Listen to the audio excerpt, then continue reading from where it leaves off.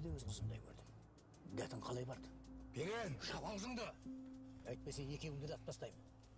Енді диктофонды бер. Ол менің қазір жоқ. Олай болса тамашаны өзіммен бірге алып кетемін. Оны диктофонға айырбастаймын. Түскөйтті. Керек. Кстати, диктофонымды. Қанағат. Мені тоқтатуға тырыссың. Жалғызсың. Allah'ımdan da.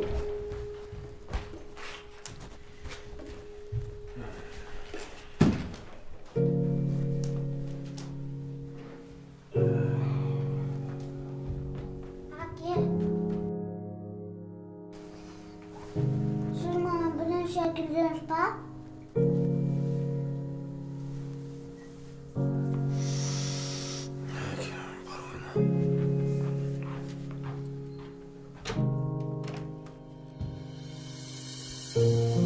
Отан осындай отбасылардан құралады.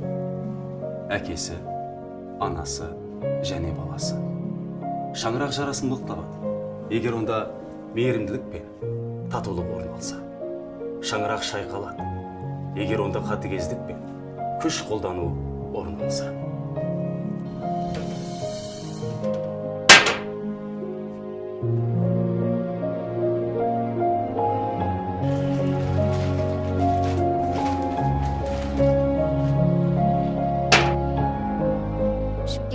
Тағы ішпекшісің бе?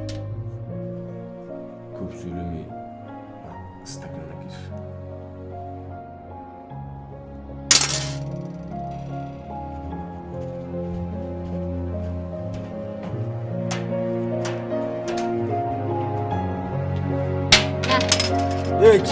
Қойсаңшы, қой дегенсің, қойса! Нені қоям? Нені қоям? Жұртықсап дұрыстап тамақ та іше алмаймыз. Ішуден қолым босамайды. Өзім білем, қашан ішем, не ішем, түсіндің ба? Өзімнің тапқаным өзің ішем. Өзіңнің тапқаның? Тапқаның бар болса әкелмейсің бе балаңа? Өзіңді ғана ойлайсың.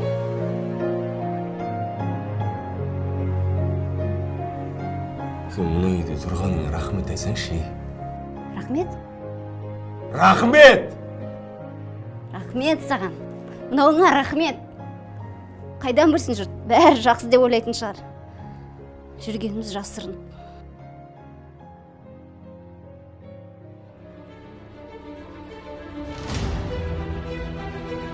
Мен не деймін, сен не істеп отырсың? Әкел бер! Ішпейсің! Сен немене тақтаяқ жеңгеп тұрма? Ұрғың келіп тұр! Ұрғың келіп тұрма, ұр!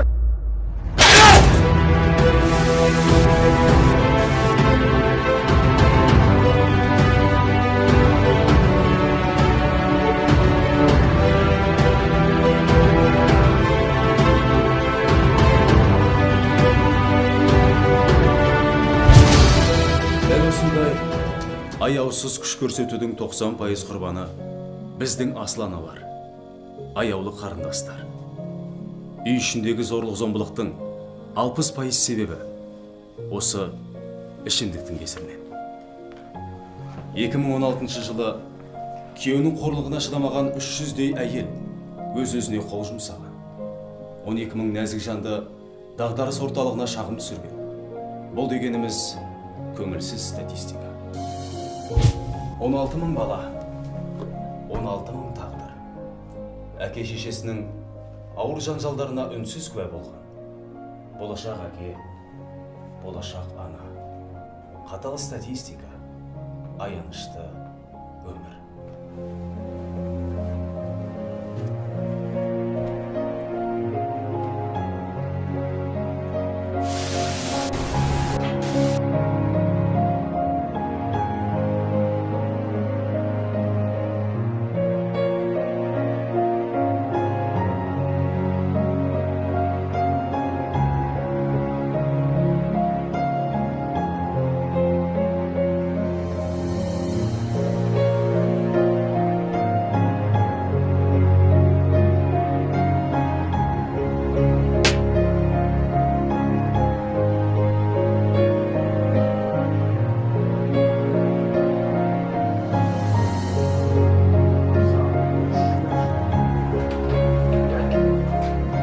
Бақытты отбасы елдің мұраты.